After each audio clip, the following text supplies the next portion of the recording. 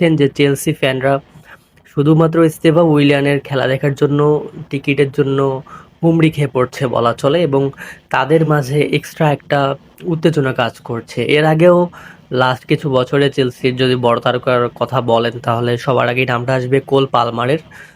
Cole Palmer যখন goal assist করতো তখন চেলসি ফ্যানরা অনেক উদযাপন বা একটা উত্তেজনাপূর্ণ একটা পরিবেশ তাদের মাঝে বিরাজ করতো। তবে স্তেভা উইলিয়ান আসার পর পরিবেশটা একদমই চেঞ্জ হয়ে গেছে।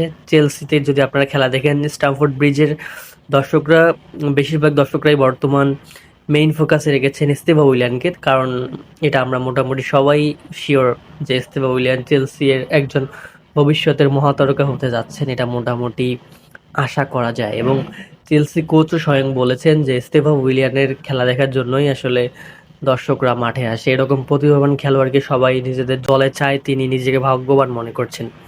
এবং চেলসির যে টিকিটের ওনার আছেন, তিনি আরও মন্তব্য করেছেন যে কোল পালমাররা বা বাকি যারা স্টার খেলোয়াড় আছে চেলসির মধ্যে, এনজো ফার্নান্দেজ বলেন, পেদ্রো নেতো বলেন, তারা যখন গোল অ্যাসিস্ট করে তখন আসলে চেলসি ফ্যানরা উদযাপনে মেতে ওঠে। তবে এস্তেভা উইলানের ক্ষেত্রে জিনিসটা সম্পূর্ণ ডিফারেন্ট। এস্তেভাবের পায়ে যখন বল যায় তখন আসলে চেলসি ফ্যান্সরা তাদের আবেগকে আর কন্ট্রোল করতে পারে না, তারা তখনই একদম চিল্লায় ফাটায় দেয় পুরো গ্যালারি বলা চলে। এরকম একটা পরিস্থিতি তৈরি হয়ে যায় স্ট্যামফোর্ড ব্রিজে। অর্থাৎ অন্যান্য খেলোয়াড় গোল অ্যাসিস্ট করলে জাস্ট সেলিব্রেশনের মাধ্যমে একটা এনজয়ফুল এনভায়রনমেন্ট সৃষ্টি হয়। তবে স্তেভা উইলিয়ানের কাছে যখন বল যায়, তার পায়ে বল গেলেই, লাইক লিওনেল মেসির কাছে যখন বল যায় বা ক্রিস্টিয়ানো রোনালদোর কাছে যখন বল যায়, তখন দর্শকরা যেভাবে একটা চিল্লানি দেয় না, এই সেম কেসটা ঘটতেছে স্তেভা উইলিয়ানের ক্ষেত্রে।